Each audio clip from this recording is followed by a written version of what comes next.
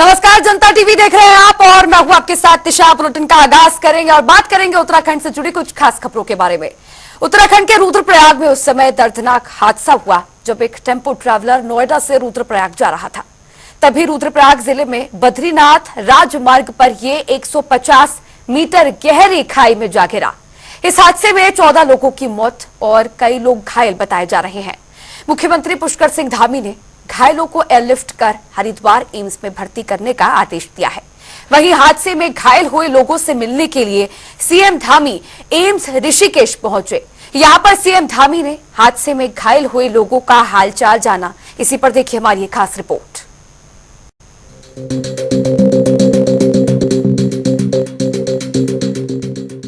नोएडा से रुद्रप्रयाग जा रही एक टेम्पो ट्रैवलर उत्तराखंड के रुद्रप्रयाग में दर्दनाक हादसे का शिकार हो गई और 150 मीटर गहरी खाई में जा गिरी। हादसे के तुरंत बाद बचाव एवं राहत कार्य के लिए मौके पर पुलिस प्रशासन के अधिकारियों के साथ साथ एसडीआरएफ के जवान पहुंचे।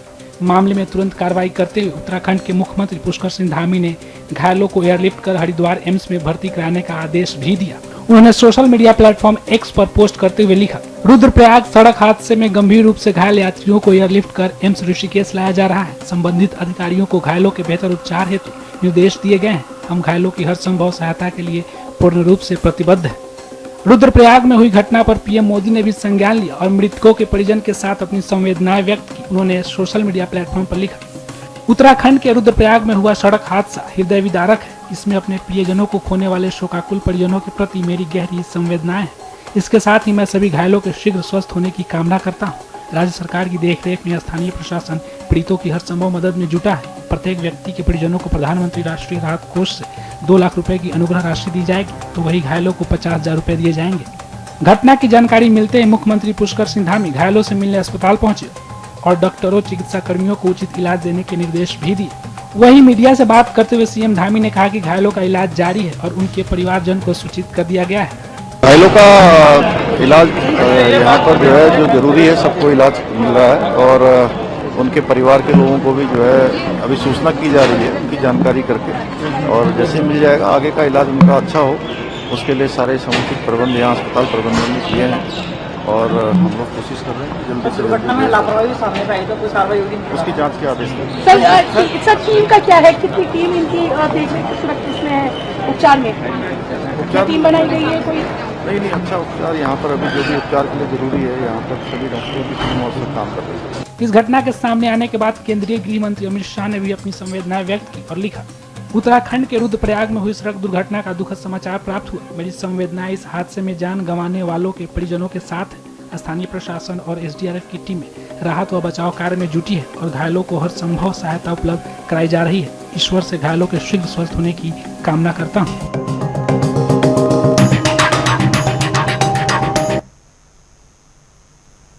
मुख्यमंत्री पुष्कर सिंह धामी ने रुद्रप्रयाग हादसे के मृतकों के आश्रितों को 2-2 लाख की आर्थिक सहायता प्रदान करने के निर्देश दिए हैं। इसके साथ ही सीएम धामी ने गंभीर रूप से घायलों को 40-40 हजार तथा सामान्य घायलों को 10-10 हजार रुपए की आर्थिक सहायता प्रदान करने की भी निर्देश जारी किए हैं।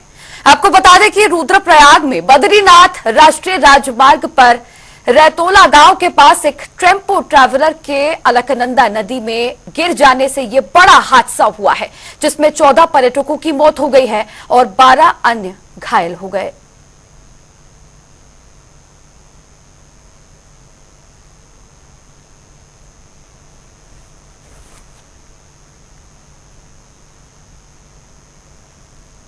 सीएम धामी ने शासकीय आवास पर बीजेपी के राष्ट्रीय महामंत्री और प्रदेश प्रभारी दुष्यंत कुमार गौतम, प्रदेश अध्यक्ष महेंद्र भट्ट और प्रदेश महामंत्री अजय कुमार से मुलाकात की, जिसको लेकर उन्होंने सोशल मीडिया प्लेटफॉर्म एक्स पर भी पोस्ट कर इसकी जानकारी दी है।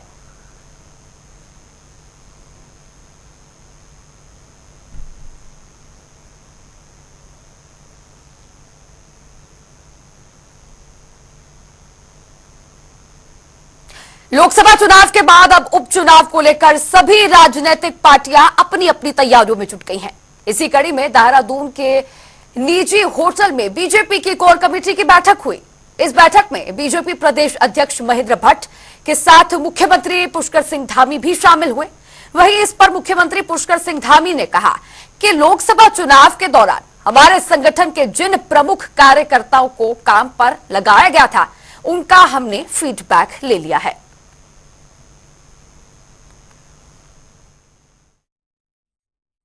देखिए, चूंकि हमारी संगठन की योजना है, उसमें हमारे बहुत सभी विधानसभा क्षेत्रों में, लोकसभा क्षेत्रों में हमारे प्रमुख कार्यकर्ता जो संगठन के द्वारा उस समय जिनको काम पे लगाया गया था, उनके फीडबैक हैं और आगे हम किस प्रकार से जहां भी और हमें कुछ काम करने हैं वो कैसे काम करेंगे, और जो अच्छा काम किया है उन सबको हम लोगों ने यहाँ पर आज साथ में मिलकर उसका भी एक तरह से चिंतन भी किया है, सबको बधाई भी दी है और आगे जो काम करने हैं उसकी भी रचना तैयार की है। पार्टी का कार्यक्रम पूर्ण निश्चित होता है। हर चुनाव के बाद हर विधानसभा की समीक्षा की बैठक थी। लगभग 5 माह से हमारे विस्तारक पूर्णकालिक कार्यकर्ता हर विधानसभा में थे। उनके अनुभव साझा हुए, जो बूथ जीते उसमें उनके द्वारा किस प्रकार के प्रयोग किए गए और जिन बूथों में कमी रही थी, कमी के क्या क्या कारक थे, उन सब विषयों की चर्चा इस बैठक में हुई। अभी कोर कमेटी की बैठक होगी। कोर कमेटी की बैठक में भी हम और विषयों पर चर्चा करेंगे। इनके द्वारा आया हुआ जो फीडबैक है उस फीडबैक की वहाँ पर चर्चा करेंगे और आगामी दिनों के जो हमारी 2 विधानसभाओं के बाई इलेक्शन होने हैं, उन बाई इलेक्शन के संदर्भ में कोर कमेटी की बैठक में चर्चा करने वाले हैं। उत्तराखंड की 5 लोकसभा सीटों पर तीसरी बार लगातार बीजेपी को प्रचंड जीत हासिल हुई है। इसके बाद भारतीय जनता पार्टी अपने कार्यकर्ताओं और चुनाव प्रबंधन समिति के तहत काम करने वाले सभी कार्यकर्ताओं के साथ समीक्षा बैठक कर रही है। वहीं देहरादून में हो रही बीजेपी की बैठक पर बीजेपी के उत्तराखंड प्रभारी दुष्यंत गौतम बोले कि कई कार्यक्रमों को लेकर बैठक में चर्चा की गई है।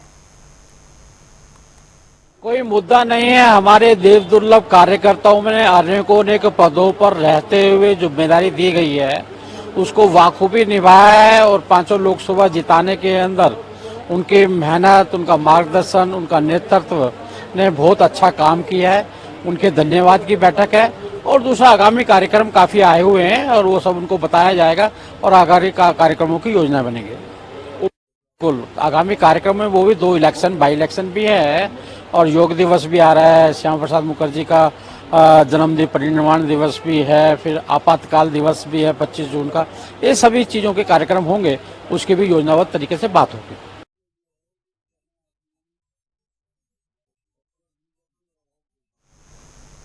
आज बीजेपी की 2 प्रकार की बैठक होने जा रही है। इस पर जानकारी देते हुए प्रदेश मीडिया प्रभारी मनवीर चौहान ने बताया कि बैठकों के लिए सभी को बुलाया गया है। इसमें बीजेपी के आगामी कार्यक्रमों को लेकर विचार किया जाएगा। आज की जो बैठकें, हमारी 2 प्रकार की बैठकें आज संपन्न होने जा रही हैं। इन बैठकों में पहली जो बैठक है, जो हमारी प्रदेश की चुनाव प्रबंधन समिति है, उस बैठक के सभी पदाधिकारी उसमें शामिल, करीब 38 विभाग हमारे चुनाव के लिए बनाए गए थे, उनके सभी जो प्रमुख हैं उनको उसमें बुलाया गया है। और उसके पश्चात हमारी जिलाध्यक्षों की, जिला प्रभारियों की, लोकसभा के जो संयोजक बनाए गए थे, लोकसभा के प्रभारी बनाए गए थे और हमारे जिलों के जो प्रभारी और सह प्रभारी है उनको भी इसमें बुलाया गया है। और इस बैठक में आगामी कार्यक्रम भारतीय जनता पार्टी के प्रदेश भर में क्या क्या रहने वाले हैं उसको लेकर के उसको आगे बढ़ाया जाएगा।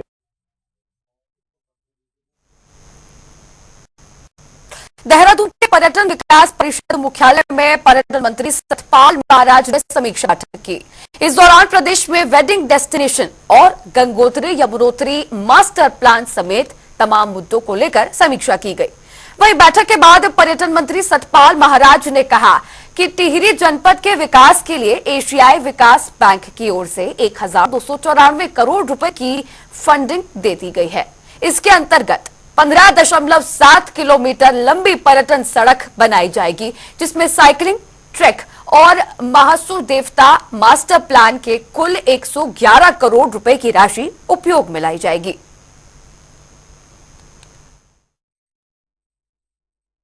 सारी योजनाओं की जो है यहाँ पर जो है बैठक हुई है और इसमें एक्सटर्नल एडिड प्रोजेक्ट्स जो टिहरी लेक के हैं, जनपद टिहरी के विकास हेतु एशियाई विकास बैंक एडीबी के द्वारा जो है 1294 करोड़ मात्र की फंडिंग की मंजूरी जो है दे दी गई है, जिसके अंतर्गत कोटी कॉलोनी में डोबरा चांटी ब्रिज तथा 15.7 किलोमीटर लंबी पर्यटन सड़क, जिसमें समर्पित साइकिलिंग ट्रैक, व्यू पॉइंट, समर्पित होकर क्षेत्र तथा कोटी कॉलोनी से तिवार गांव तक 450 मीटर लंबा ग्लास बॉटम पैदल यात्री सस्पेंशन ब्रिज आदि का जो है निर्माण होना उसमें होगा।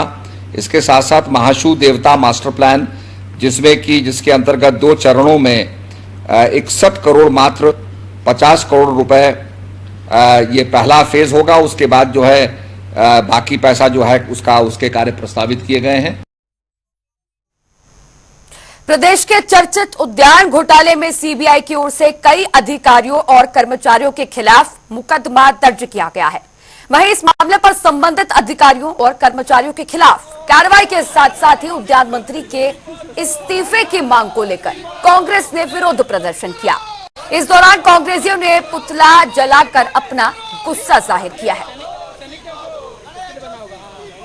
तो जो गणेश जोशी हमारे मंत्री हैं, देखिए परिवार के मुखिया हैं, ये छोटी छोटी ये जो निलंबन है इससे काम नहीं चलेगा, क्योंकि परिवार के मुखिया हैं। घर में जब कोई अच्छा कार्य होता है तो शाबाशी भी मुखिया को मिलती है, और कुछ गलत कार्य होते हैं तो उसका जो दोष देते हैं वो भी मुखिया के ऊपर होना चाहिए। तो उन्हें तत्काल प्रभाव से अपने पद से इस्तीफा देना चाहिए। भी कांग्रेस कार्यकर्ताओं की बस यही मांग है कि उद्यान मंत्री जो गणेश जोशी हैं वो जल्द से जल्द अपना इस्तीफा दें। धन्यवाद। देखिए, आपने को पता है कि जिस तरीके से राज्य में एक उद्यान डिपार्टमेंट में जिस तरीके से लाखों करोड़ों का एक घोटाला सामने आ रहा है, जिसमें कि आज हम देख रहे थे मीडिया के माध्यम से, समाचार पत्रों के माध्यम से, जिसमें कि कुछ आला अधिकारियों को जिसमें चिन्हित किया गया है, उनके नाम इसमें उजागर किए गए हैं। लेकिन हम लोगों की मांग है कि जो इसके डिपार्टमेंट के मुखिया हैं, मंत्री हैं, उन लोगों का नाम इसमें कहीं नहीं दिखाई दे रहा है। और हम लोगों की मांग है कि जब तक कि आपके इस मामले की जाँच नहीं हो जाती है तो तब तक कि हमारे जो मंत्री हैं गणेश जोशी, उनको ये अपने पद से इस्तीफा देने चाहिए और नैतिकता के आधार पर इस्तीफा देना चाहिए। और जब तक कि सरकार जांच पूरी नहीं हो जाती है, जब तक दूध का दूध पानी का पानी नहीं हो जाता है, जब तक सारे आरोपी पकड़े नहीं जाते हैं, तब तक गणेश जोशी जी को अपने पद में रहने का कोई अधिकार नहीं है। तो इसीलिए आज हम लोगों ने पुतला दहन किया और हम लोग मुख्यमंत्री से मांग करते हैं कि वो ऐसे मंत्रियों को तत्काल जो है पद से मुक्त करें और इसकी जो जाँच हो रही है वो एक जाँच ईमानदारी से करवाएं और जो भी दोषी हो उसको कड़ी से कड़ी सजा दी जाए, ये हमारी मांग है। आज देश भर में गंगा दशहरा का पावन पर्व बड़े धूमधाम के साथ मनाया जा रहा है। इस मौके पर हरिद्वार में श्रद्धालुओं का सैलाब उमड़ा। श्रद्धालु सुबह से ही गंगा में डुबकी लगाकर मां गंगा से आशीर्वाद ले रहे हैं। गंगा दशहरे के पावन पर्व पर मेरी ढेर सारी मंगल कामनाएं। मां गंगा शिव जी की जटाओं से इसी दिन धरती पर अवतरित हुई और 60,000 सगर के पुत्रों का उद्धार किया। केवल उद्धार करके चली नहीं गई, पर देखा यहाँ के जनता के लिए, पूरे भारत के जनता के लिए वो रुकी और आज तक माँ गंगा हम सब के लिए प्रवाहित हो रही है। गंगा के तट ने ही हमें विश्व मंगल के सूत्र दिए हैं, वसुधैव कुटुंबकम के मंत्र दिए हैं। हम सब एक हैं, एक परिवार है, इसका भान कराया है। घाट भले ही अलग अलग हों, लेकिन गंगा सब के लिए बहती है, सदा के लिए बहती है। हम भी सब गंगा जी को प्रदूषित ना करें, यही संकल्प लें और ज्यादा से ज्यादा गंगा के तटों को हरियाली से भरें, पेड़ लगाएं अपने जन्म दिवस पर, अपनी वर्षगांठ पर, और जितने भी फेस्टिवल हों उनको ग्रीन फेस्टिवल के रूप में मनाएं और माँ गंगा का जल प्रवाहित। ये आज का महत्व है तो हम इधर गंगा स्नान करने आ गए हैं। आगे स्टॉप पर कैसा लगा गंगा स्नान करके? कौन कौन आया साथ में? साथ में मेरी मासी, बुआ और सब लोग आए, मेरी पूरी फैमिली आई है। और यहाँ आके तो किसे अच्छा नहीं लगेगा, सबको अच्छा ही लगेगा। कैसा हुआ गंगा स्नान? बहुत बढ़िया हो गया। ब्रह्म मुहूर्त में भी हो गया हमारा गंगा स्नान, वो सबसे बढ़िया है हमारे लिए। आज गंगा दशहरा का पुण्य हमें प्राप्त हुआ, हमें पता भी नहीं था और मिला है। गंगा दशहरा का पुण्य हमको आशीर्वाद, गंगा मैया की आरती का पुण्य सब कुछ मिला है और हमें सुख शांति समृद्धि की आशीर्वाद मिल जाए, यही हमारी मनोकामना पूर्ण हुई। बहुत जन्म का, पूरे जन्म का, अगले जन्म का, 7 जन्म तक का हम यही चाहते थे, वो हो गया है। बहुत अच्छा लगा। અમે ઠાનગઢ થી આવ્યા છે, મારું નામ ભાનુબેન છે અને बहुत મજા આવી। ઓચિંતાનું આવ્યું, અમે ગંગા દશેરા છે એવી રીતના અમને ખબર નહોતી। અહીંયા કાલ અમે આવ્યા તે પછી ખબર પડી કે ગંગા દશેરા છે અને બહુ ગંગા મૈયાની અમારી ઉપર મહેર કહેવાય કે અમને આ સ્નાન પ્રાપ્ત થયું અમારા માટે। आज गंगा अवतरण का दिन है, गंगा दशहरा है कहा जाता है विष्णुपाद प्रसूतानी वैष्णवी नाम धारणी पाहि माम सर्वतो रक्षे गंगा त्रिपथ गामिनी। ये मायापुरी हरिद्वार में गंगा का विशेष महत्व है और वो भी गंगा दशहरा के दिन अति पुनीत दिन है, गंगा अवतरण का दिन है और बहुत ही पुण्य पर्व चल रहा है, जो कि लाखों हजारों के रूप में श्रद्धालु आए हुए हैं गंगा स्नान करने के लिए और हम चाहते हैं पूरा देश गंगा स्नान करे।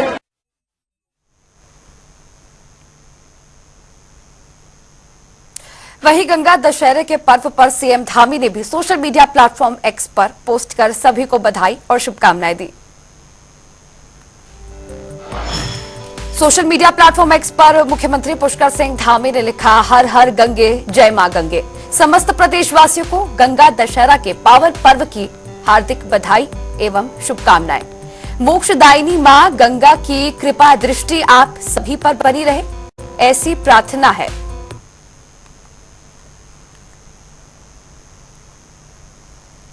अटल आयुष्मान योजना के अंतर्गत देवभूमि में भारी संख्या में गरीबों का मुफ्त इलाज चल रहा है। आपको बता दें कि आयुष्मान कार्ड के जरिए 5 लाख रुपए तक का इलाज मुफ्त में किया जाता है।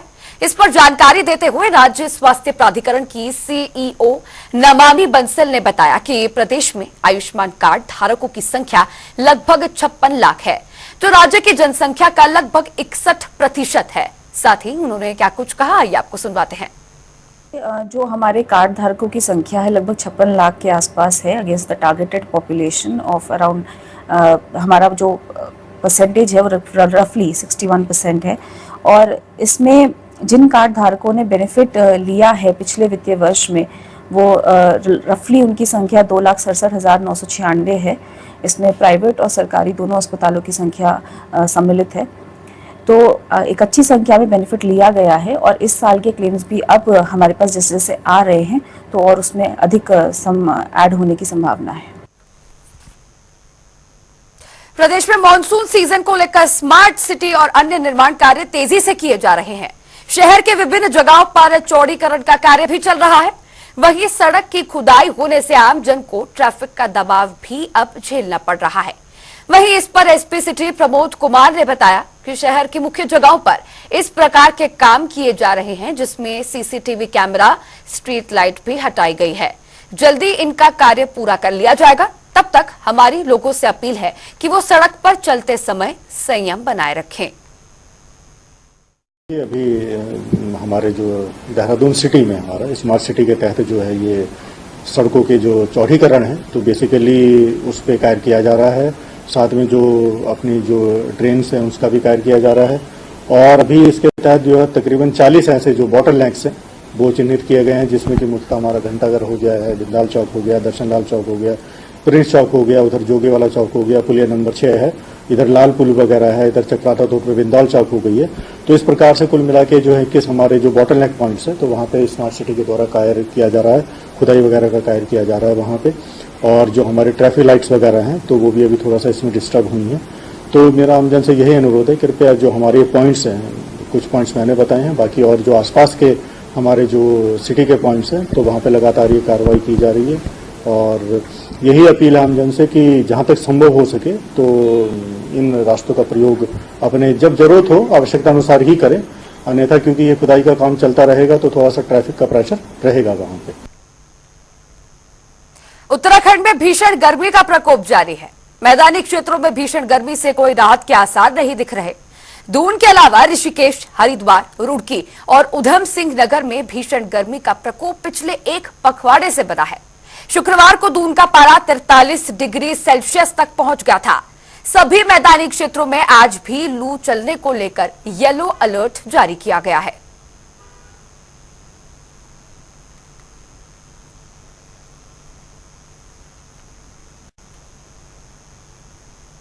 बीते लोकसभा चुनाव के बाद भी चुनावी हलचल थमने का नाम नहीं ले रही है। पक्ष विपक्ष ने चुनाव के बाद भी सियासत में बवाल मचा रखा है, जिसको लेकर धामी सरकार सवालों के घेरे में लगातार बनी हुई है। देखिए रिपोर्ट।